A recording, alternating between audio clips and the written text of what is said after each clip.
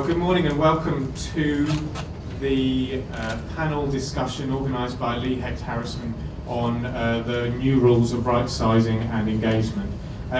This issue is become increasingly important over the past decade, particularly, and the role of HR is often to help management to see the issues really clearly. My first question is for you, Christopher. When a company's going through a restructuring and moving towards right-sizing, what do you see as the major challenges from the company perspective? Right. So as I was saying, the way that I like to approach this is to look at it from the standpoint of how it affects different stakeholders. I think we need to take into consideration 4 groups of stakeholders here. One is the board and management. 2 is the affected employees. In other words, those who are going to be laid off. 3 is the employees that remain. And last but not least, not forgetting how it will affect the customers as well. So from a management standpoint, I think that there are a couple of points I just want to raise. One is that as a board or management, the challenge is really about how a restructuring exercise, and maybe let me backtrack a little. When we use the term right-sizing, I would always like to call a spade a spade. So representing a company, if I'm doing a cost-cutting exercise, then I think I would like to communicate it as honestly as possible to the employees. What is this all about? Instead of trying to disguise this exercise by calling it workforce optimization or restructuring and so on.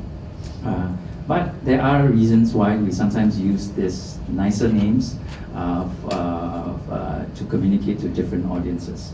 Coming back to the point of management, I think management has to consider how a restructuring exercise is going to affect the organization culture. Because an organization culture takes time to build. Rome was not built in a day, and neither is an organization culture. It takes years to build a distinct organization culture. But through a restructuring exercise, it's very easy to tear it down overnight. And management has to consider that. The second thing is, management really needs to consider whether the benefits of a restructuring, the benefits of the costs you're going to save is going to far outweigh an organization culture that's lost. So let me just stop there with management. I think for the affected employees, it is obvious, right? Management has this challenge, or the company has this challenge of how to treat people with respect and dignity, how to help them move on with their lives, how to continue to ensure that those who are affected, right, understand or at least appreciate the reasons why the company had to make such a tough decision. And I think the acid test is this. The acid test of how it will affect affected employees is, after they have left, will they still remain your brand ambassadors? I think that's the acid test. Thirdly, employees who remain. Very often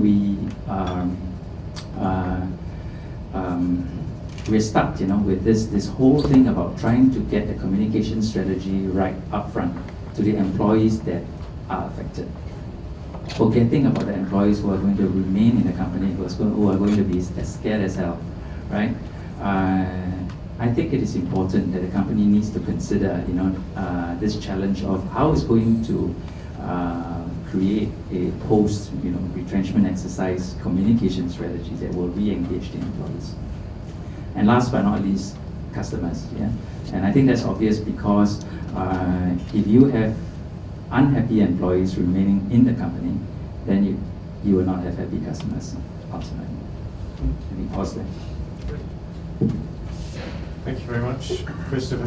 So that's taking a very quick viewpoint from the company perspective.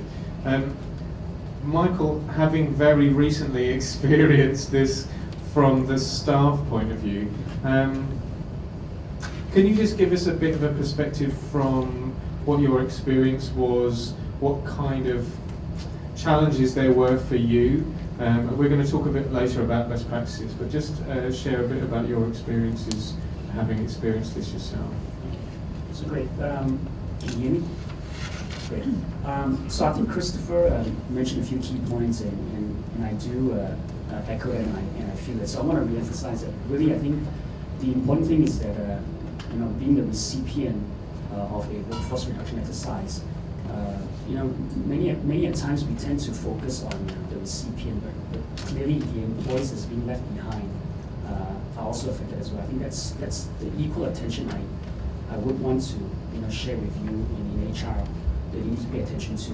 The reason being is that the employees that are being left behind have also the feeling that they are seeing things on their own.